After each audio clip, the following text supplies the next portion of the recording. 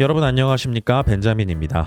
오늘 코스모 신소재 증시 하락폭 대비해가지고는 선방은 했는데요. 오늘 증시 상당히 불안한 모습을 보여줬죠. 그래서 잘 올라가다가 이런 모습 보여주면은 상당히 투자 심리가 흔들립니다. 이런 과정에서 저희가 어떤 핵심적인 내용들을 좀 보면서 투자를 이어나가야 되는지, 그리고 2차 전지에서는 특히나 무엇을 봐야 되는지 이 부분에 대해서 말씀을 드릴 겁니다.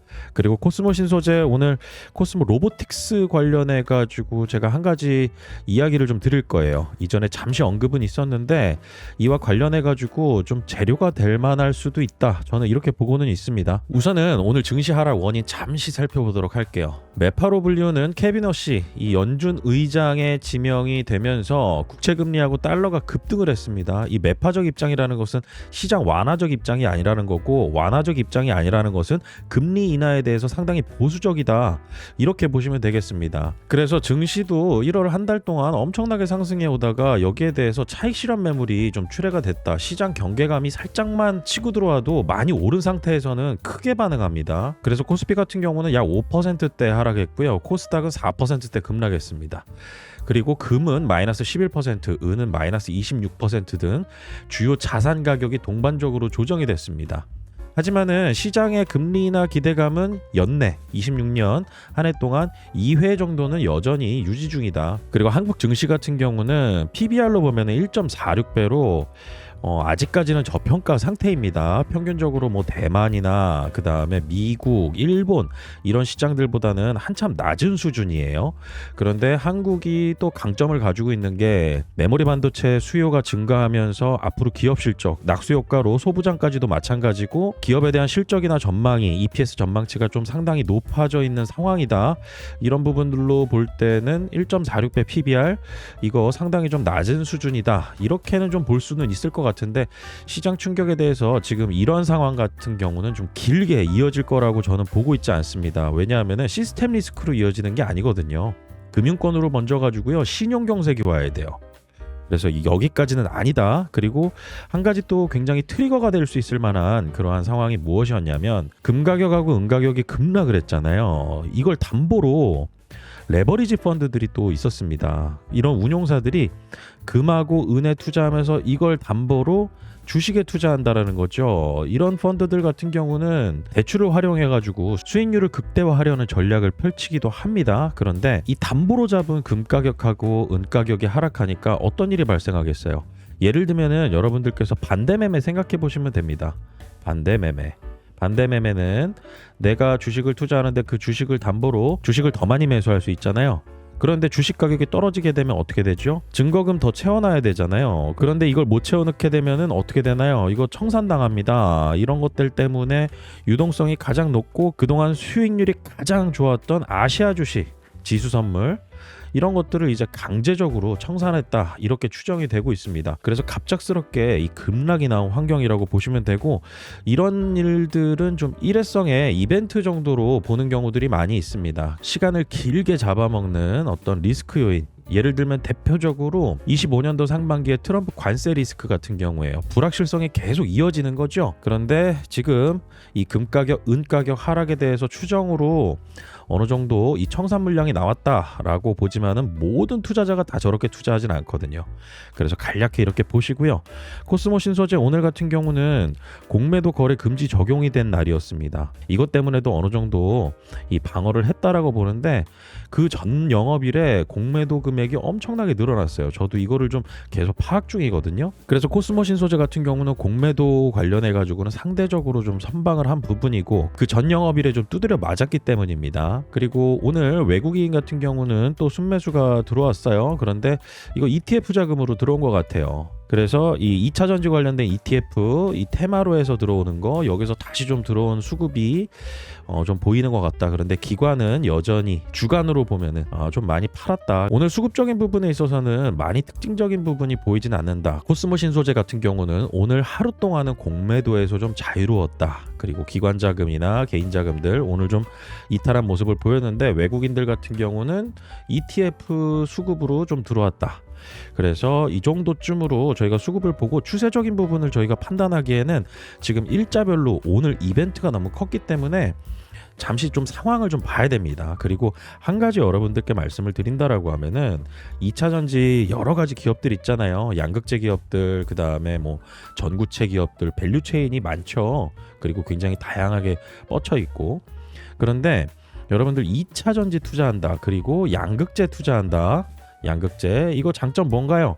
저희가 양극재를 투자하는 이유가 이 셀메이커보다 이 양극재 투자하게 되면은 리튬 가격 상승하게 되면은 여기에서 레깅 효과 생기죠. 그래서 재고자산 평가 이익 생겨나는 거, 이런 기대감들도 때로는 있고, 그 다음에 이 양극재 기업이 하나의 셀메이커만 들어가는 게 아니라 다양하게 A, B, C, 그래서 뭐 셀메이커 국내 3사부터 해가지고 어느 쪽이 더 많이 자동차가 판매가 되는 곳, 로봇이 판매가 되는 곳, 이런 쪽에 공급을 하느냐, 여기에 따라서 양극재가 어떠한 셀메이커하고 연관이 있느냐, 이런 부분으로도 좀 많이 접근을 하시는 것 같은데, 지금 양극재 기업 셀메이커, 오늘 삼성 SDI 실적 발표도 나왔거든요. 그런데 이와 관련해 가지고 철저하게 지금 실적이 너무 안 좋습니다. 실적이. 하지만은 실적이 안 좋을 때 바닥이라고 생각하고 들어가는 것도 역발상 투자 전략에선 좋죠. 하지만은 이렇게 실적이 안 좋은 상황에서 시장의 어떤 유동성이 좀 풍부하다라고 하면은 양극재 기업들 이거 들어와요. 이 매수 들어옵니다. 그리고 굉장히 다양한 테마 ETF들이 있잖아요. 2차 전지 관련된 ETF가 좀 많은 편이거든요. 그래서 이와 관련해 가지고 2차 전지 양극재 투자한다라고 하면은 철저하게 수급, 그 다음에 이슈, 이 두 가지로 당분간은 봐야 됩니다. 실적이 단단하게 받쳐주기에는 아직 시간이 오래 걸려요.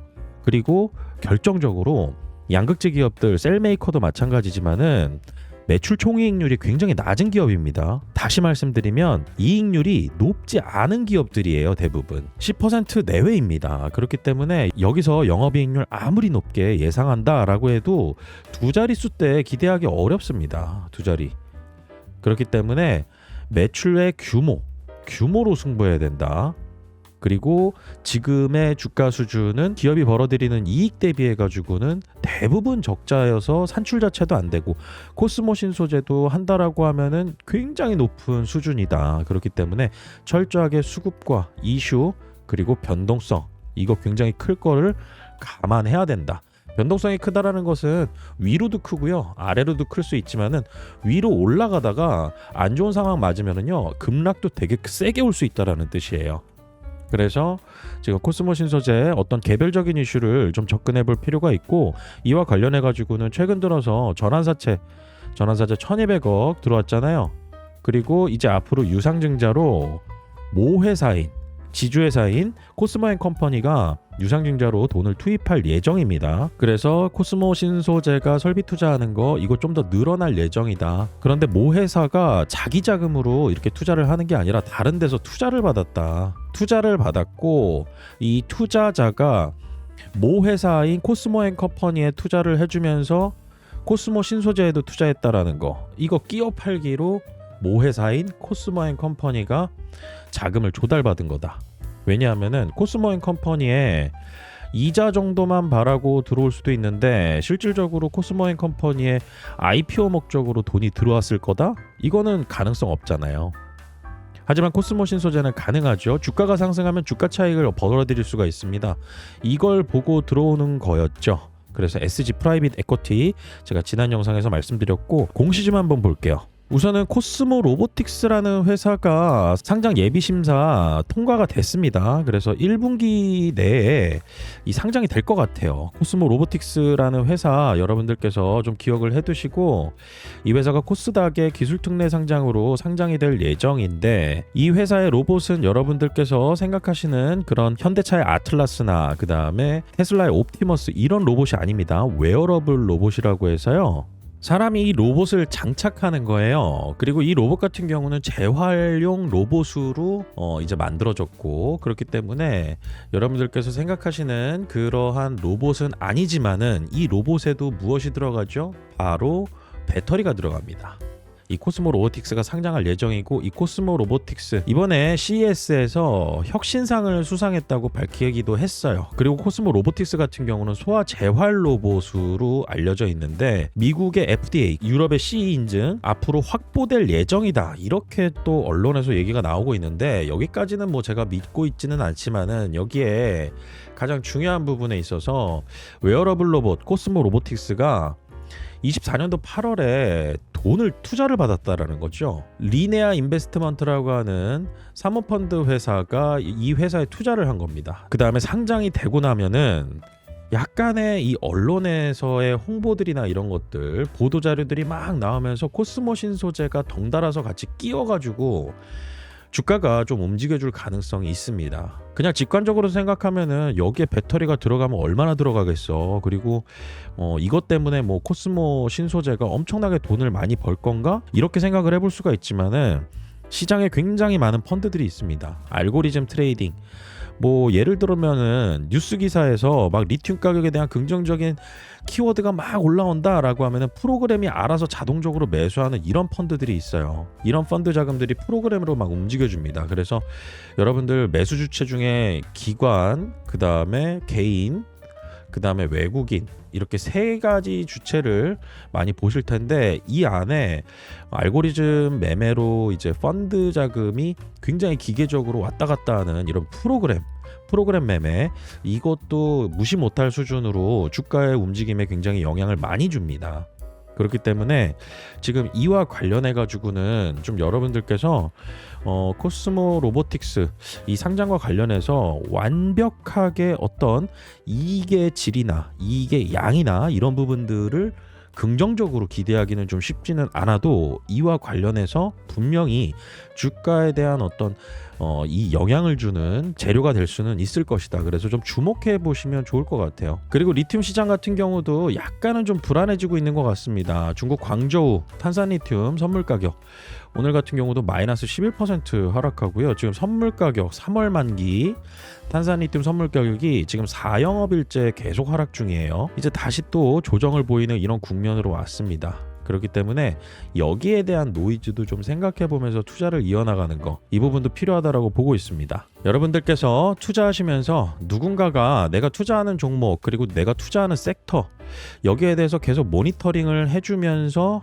어떤 매수와 매도에 대한 의견까지 주고, 그 다음에 신규로 투자 유망한 종목까지 알려준다면 굉장히 많은 도움이 될 거라고 저는 생각이 듭니다. 저도 투자 초기에는 누군가와 함께 투자를 하고 싶어하는 그런 마음이 굉장히 컸거든요. 그래서 제가 운영하는 벤자민의 공식 포착 네이버 프리미엄 컨텐츠를 소개해드리도록 하겠습니다.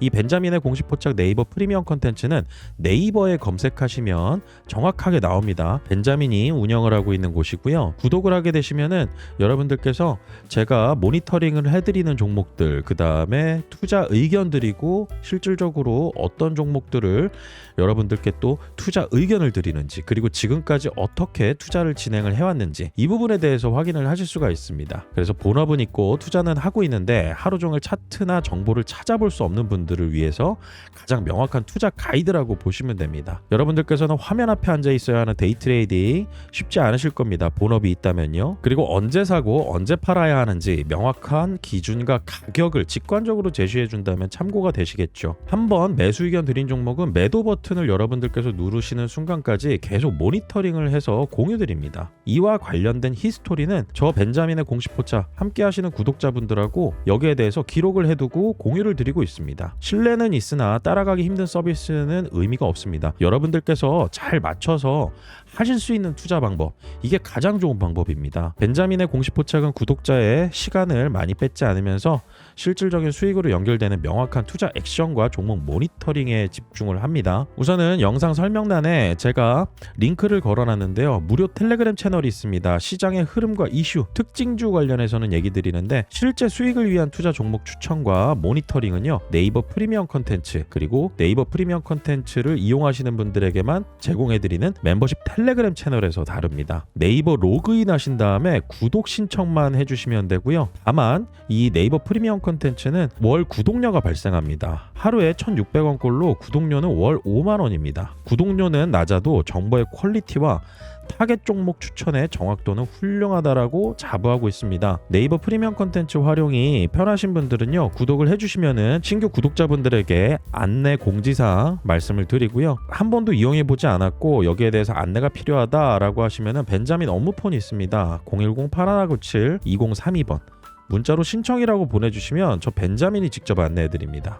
그리고 네이버 톡톡으로도 벤자민에게 문의가 가능하고요. 그리고 종목 히스토리나 이런 것들 다 기록을 해놓고 여러분들께 공유를 드리고는 있지만은 이 사람이 어떤 경력을 가지고 있는지 저는 그런 부분들도 여러분들께서 한번 확인해 보셔야 된다라고 생각해요. 저 벤자민 같은 경우는요, 제도권 금융기관에서 증권사, 자문사와 거쳐서요 2011년도부터 2024년도까지 13년 동안 제도권 금융기관에서 실제 업무를 진행하였습니다. 지금은 제도권에서 나와서 독립적으로 유튜브 방송하고 그 다음에 네이버 프리미엄 컨텐츠에서 구독자분들하고 함께하고 있습니다. 추가적인 궁금한 사항이나 문의사항 있으시면 저 벤자민에게 문의 주시면 되고요. 오늘 내용은 여기서 마무리 짓도록 하고 저는 다음 시간에 더 좋은 내용으로 찾아뵙도록 하겠습니다. 오늘 영상 마치겠습니다. 구독과 좋아요는 큰 힘이 됩니다. 벤자민이었습니다.